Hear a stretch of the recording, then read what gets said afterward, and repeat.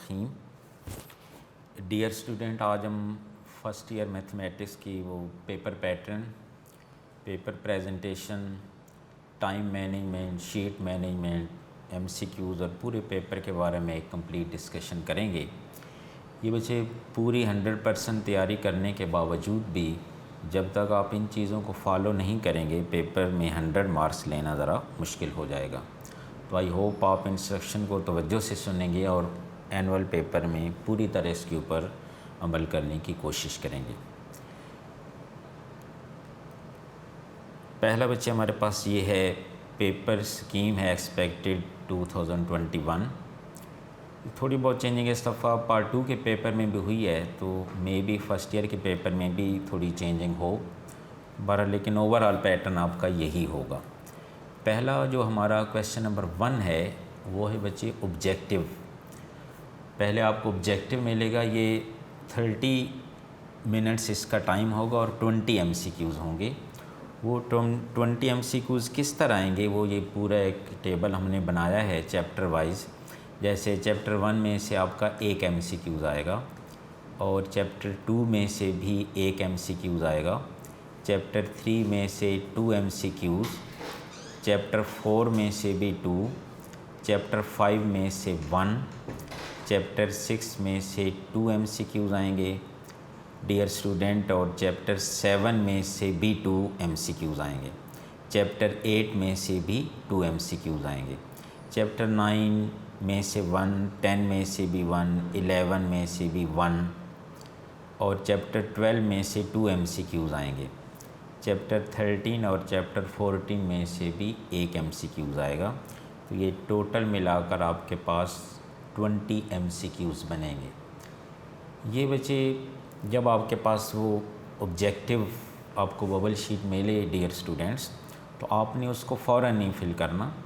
पहले आपने objective paper को अच्छी तरह देखना है, अच्छी तरह उसको पढ़ना है, पूरी श्योरिटी करके अच्छी तरह जब आपको क्लियर हो कि ये मेरा एमसीक्यूज़ ठीक है, तो आपने फिर उसको सर्कल करना है बबल शीट पे।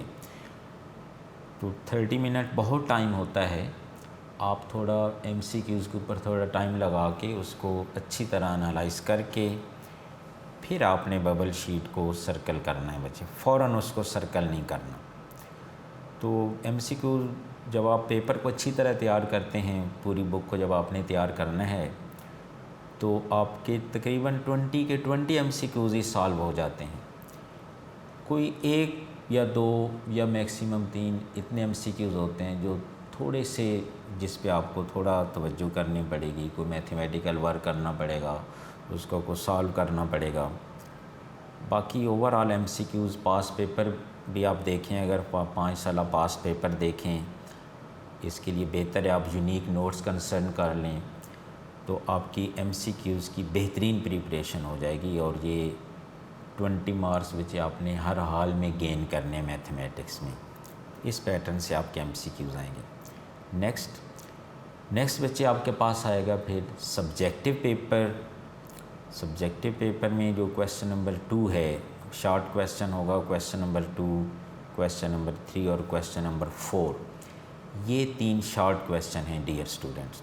अब इसकी किस तरह आने हैं, जो आपको क्वेश्चन नंबर 2 है वो चैप्टर 1 से लेकर चैप्टर 4 तक, इस सेक्शन में चैप्टर 1 से चैप्टर 4 तक क्वेश्चन शामिल हैं और आप 12 होंगे टोटल। 12 में से आपने 8 शॉर्ट क्वेश्चन अटेम्प्ट करने हैं, तो 16 मार्क्स का ये आपका क्वेश्चन नंबर 2 होगा। सिमिलरली आपके पास जो क्वेश्चन नंबर 3 है, उसमें चैप्टर 5 से लेकर चैप्टर नंबर 8 तक ये चैप्टर इंक्लूडेड हैं। यहाँ भी आपने 8 शॉर्ट क्वेश्चन ही अटेम्प्ट करने हैं आउट ऑफ 12। 16 मार्क्स का ये भी क्वेश्चन होगा। इसके बाद डियर स्टूडेंट्स क्वेश्चन नंबर 4, ये कंप्लीट ट्रिग्नोमेट्री है, चैप्टर नंबर 9 से लेकर चैप्टर नंबर 14 तक है। ये बाय मिस्टेक ऊपर लिखा हुआ चाहिए चैप्टर नंबर 9 से चैप्टर नंबर 14 तक है, वो 13 लिखा हुआ है, ये 14 तक है। नीचे देखें चैप्टर 9 to 14 है और इसमें भी आपने 9 क्वेश्चन अटेम्प्ट करने हैं आउट ऑफ 13। सॉरी, वो ऊपर क्वेश्चन लिखे हुए थे, आपने 9 क्वेश्चन अटेम्प्ट करने आउट ऑफ 13, तो यहाँ से 18 मार्क्स। तो ये 16 मार्क्स का क्वेश्चन नंबर 2 है, 16 मार्क का क्वेश्चन नंबर 3 है और 16 मार्क्स का क्वेश्चन नंबर 4 है। तो ये टोटल 50 मार्क्स के आपके शॉर्ट क्वेश्चन हैं। यहाँ बच्चे एक मैं एडवाइस करता चलूँ, आपके पास जो क्वेश्चन नंबर 2 है जिसमें चैप्टर 1 से लेकर चैप्टर नंबर 4 तक है, तो इसमें बच्चे आप कोशिश करें जैसे चैप्टर 3 के क्वेश्चन मैक्सिमम करने की कोशिश करें अटैम्प्ट, चैप्टर नंबर 4 के करें, चैप्टर नंबर 1 के करें जिसमें मैथमेटिकल वर्क हो। अब कोई वेन डायग्राम का क्वेश्चन आ जाए, इस तरह का आ जाए, तो आप कोशिश करें उससे अवॉइड करें। अगर पूरे नहीं हो रहा है तो फिर तो मजबूरी है, आपने क्वेश्चन 8 पूरे अटैम्प्ट करने हैं। बहरहाल कोई मैथमेटिकल वर्क वाले क्वेश्चन करें, जैसे कोई वो चैप्टर 3 का कोई क्वेश्चन ले लें, चैप्टर 4 का कोई क्वाड्रेटिक फार्मूला पूछ लेता है, या इस तरह का कोई शॉर्ट क्वेश्चन जिसमें मैथमेटिकल वर्क इन्वॉल्व हो, आप वो वाले क्वेश्चन अटैम्प्ट करें। इस तरह क्वेश्चन नंबर 3 में भी आपने बच्चे कोशिश करें मैथमेटिकल, जिसमें कोई फार्मूला हो, कोई फैक्टराइजेशन हो, कोई सिंपल, इस तरह के क्वेश्चन आपने अच्छे वाले अटैम्प्ट करें जिसमें नंबर 1 भी कटने के चांसेस ना हो। तो ये अभी हम पेपर स्कीम पे इसको आगे स्कीम डिस्कस करके किस तरह आपने इसको अटैम्प्ट करना है ये आगे हम आपको बताएंगे। इस तरह बच्चे दूसरा सेक्शन जो है वो लॉन्ग क्वेश्चन, इसमें क्वेश्चन नंबर 5 है, इसके ए बी पार्ट होंगे। यहाँ आपने लॉन्ग कोई से 3 क्वेश्चन अटैम्प्ट करने हैं 5 में से, अटैम्प्ट एनी 3। तो क्वेश्चन नंबर 5 का जो ए पार्ट है वो चैप्टर नंबर 2 में से है और इसके साथ बी पार्ट जो है वो चैप्टर नंबर 3 में से है। तो चैप्टर 2 और 3 को मिला के हमारे पास एक लॉन्ग क्वेश्चन बनेगा। इसी तरह जो क्वेश्चन नंबर 6 है वो बच्चे एक पार्ट आएगा चैप्टर नंबर 4 में से और एक पार्ट आएगा चैप्टर नंबर 5 में से। इसी तरह क्वेश्चन नंबर 7 उसका ए पार्ट जो है वह चैप्टर नंबर 6 से होगा और बी पार्ट चैप्टर नंबर 8 में से होगा।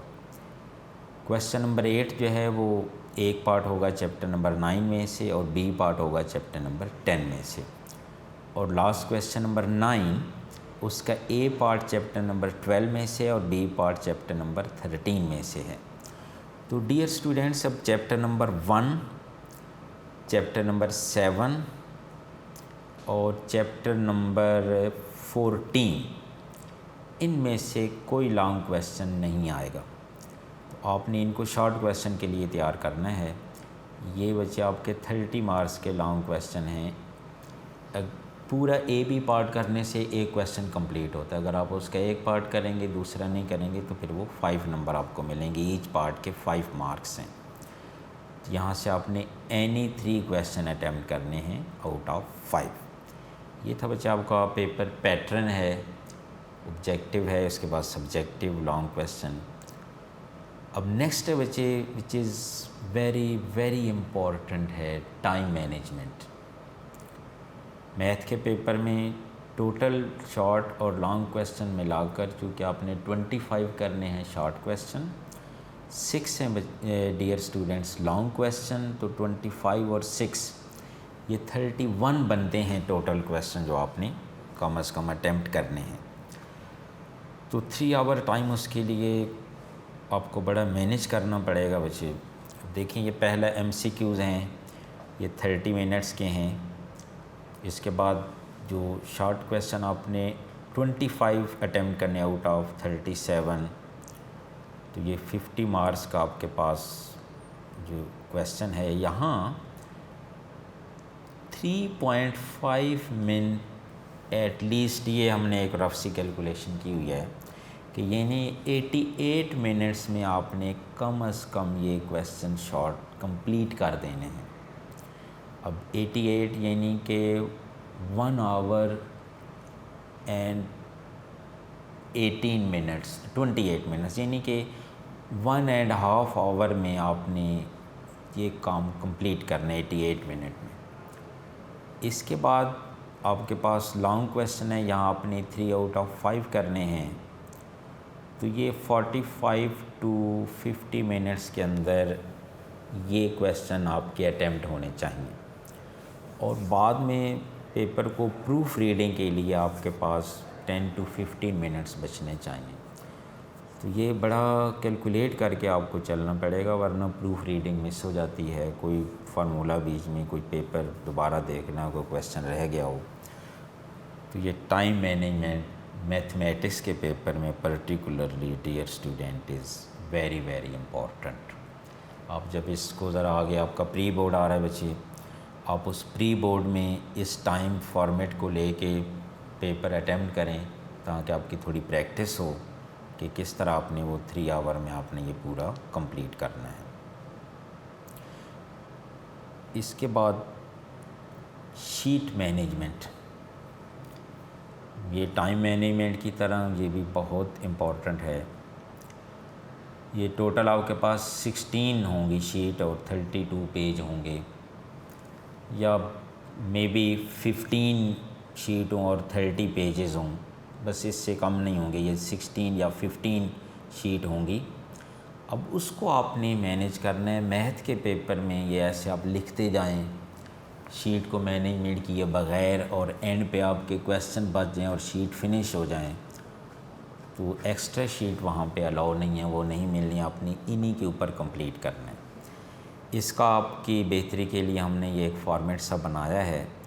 जो क्वेश्चन नंबर 2 आपका शॉर्ट क्वेश्चन है, यहाँ से आपने 8 क्वेश्चन अटेम्प्ट करने हैं।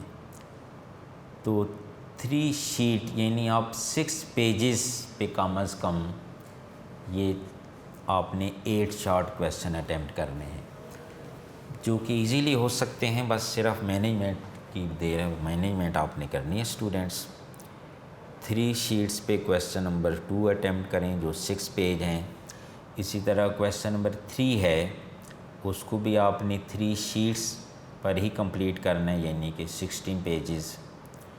इसी तरह जो क्वेश्चन नंबर 4 है, आपने उसको भी 3 शीट्स यानी 6 पेजेस पे ही कंप्लीट करना है। ये जो आपके 3 शॉर्ट क्वेश्चन बनेंगे, ये टोटल एटलीस्ट 18 पेज पे कंप्लीट होने चाहिए। इसके बाद आपके पास लॉन्ग क्वेश्चन आ रहे हैं बच्चे। तो लॉन्ग क्वेश्चन के लिए ये 6 शीट्स 1 पेज, यानी 6 शीट और 1 पेज कम अज़ कम, तो ये 13 आपके पास टोटल पेज बनेंगे। इन सब को अगर आप कैलकुलेट करें तो ये 31 टोटल आपके पास पेज बन जाएंगे। अब बच्चे इस बड़ी ये रफ़ कैलकुलेशन है, इसमें अगर आप कहीं कटिंग करते हैं, कहीं ओवर राइटिंग करते हैं, तो आपकी एक आध शीट अगर उसमें से मिस मैनेजमेंट का शिकार होती है, तो फिर ये आपके लिए शीट मैनेज करना क्वेश्चन उसके लिए थोड़ा मुश्किल हो सकता है। लेकिन आप इसको अगर इस फॉर्मेट के तहत मैनेज करें तो नो प्रॉब्लम बच्चे। ये तो हमने मैक्सिमम 6 लिखी हैं, हो सकता है 5 शीट पे आपके आ जाएं, तो डिपेंड्स अपॉन कि आपकी क्वेश्चन की सिलेक्शन किस तरह की है। तो क्वेश्चन ऑफ सिलेक्शन शीट के हिसाब से आप करेंगे तो ये शीट मैनेजमेंट को इतना इशू नहीं है। बहरहाल इसको आपने अच्छी तरह ज़हन में रखना है कि आपने पूरे क्वेश्चन इन्हीं शीट्स पे कंप्लीट करने हैं बच्चों। आई होप कि आप इसी कमिंग जो आपका प्री बोर्ड आ रहा है, आप उसमें इस फॉर्मेट को फॉलो करें। शीट आप पूरी 16 ही यूज़ करें। नो डाउट यहाँ आपको इदारे की तरफ से अलाउ है कि आप ज़्यादा शीट ले सकते हैं, लेकिन आप बच्चे अपने आप को मैनेज करें। आपने उन 16 शीट्स पर ही कंप्लीट करना है। एक आपको पहले शीट मिलती है, आप उसके पेज काउंट करें और एक्स्ट्रा शीट उतनी ही लें जितनी यहाँ बोर्ड में रिक्वायरमेंट है, ताकि आपकी ये भी प्रैक्टिस हो कि आपने शीट मैनेजमेंट को कैसे मैनेज करना है। आई होप आप प्री बोर्ड में इस चीज़ को ज़हन में रखेंगे। नेक्स्ट बच्चे ये कुछ इम्पॉर्टेंट पॉइंट MCQs के लिए हैं। MCQs में जो बबल शीट है, यहाँ इदारे में भी डियर स्टूडेंट आपको बार बार बताते रहते हैं, ओवर राइटिंग या डिलीटिंग, यानी आप कोई MCQs आपने वो फिल कर दिया, फिर उसको काट दिया या डिलीट कर दिया, उसके आपको नंबर नहीं मिलेंगे। रिमूवर का यूज़ नहीं कर सकते आप। मतलब कोई डिलीट नहीं करना, कोई नो ओवर राइटिंग नहीं करनी और रिमूवर का यूज़ नहीं करना। ये 2 मेन पॉइंट आपने जहन में रखने हैं MCQ शीट को फिल करते हुए। MCQs की प्रिपरेशन के लिए बेस्ट सोर्स क्या हैं? टेक्स्ट बुक है बच्चे, वो सबसे बेस्ट है, उसकी थ्योरी डेफिनेशन वगैरह पढ़ें, वहाँ से MCQ जनरेट होते हैं। जो आपके प्रोफेसर साहबान जितने भी हैं वो सारे टॉपिक के रिलेटेड MCQs लिखवाते हैं, उनको जहन में रखें। और कहीं से आपको नहीं तो यूनिक नोट्स, हमारे बेस्ट नोट्स हैं MCQs की प्रिपरेशन के लिए। उसके एंड पे जो पास पेपर के ना सिर्फ वो गिवन है बल्कि उससे एक्स्ट्रा भी MCQs हर चैप्टर के एंड पे गिवन है, साथ उनका उसके जो करेक्ट या रॉन्ग वो भी पीछे गिवन है बुक पे। तो आप यूनिक नोट्स को बच्चे फॉलो करके अपनी अच्छी तैयारी कर सकते हैं। पास पेपर को देख सकते हैं, वहाँ पे किस तरह के MCQs आ रहे हैं, बहरहाल वही हमने नोट्सों में भी तकरीबन आपको सारे मिल जाएंगे। तो ये ओवर राइटिंग और डिलीटिंग से अवॉइड करना है और रिमूवर यूज़ करने से अवॉइड करना है MCQ शीट को फिल करते हुए। नेक्स्ट बच्चे हमारा ये डेवलपमेंट ऑफ MCQs है। तो MCQs को बेहतर करने के लिए एक तो कुछ MCQs डेफिनेशन बेस्ड होते हैं बच्चे, कुछ MCQs हैं वो फार्मूला बेस्ड होते हैं और कुछ किसी थ्योरम की रिज़ल्ट की बेस पे MCQs बनाए जाते हैं।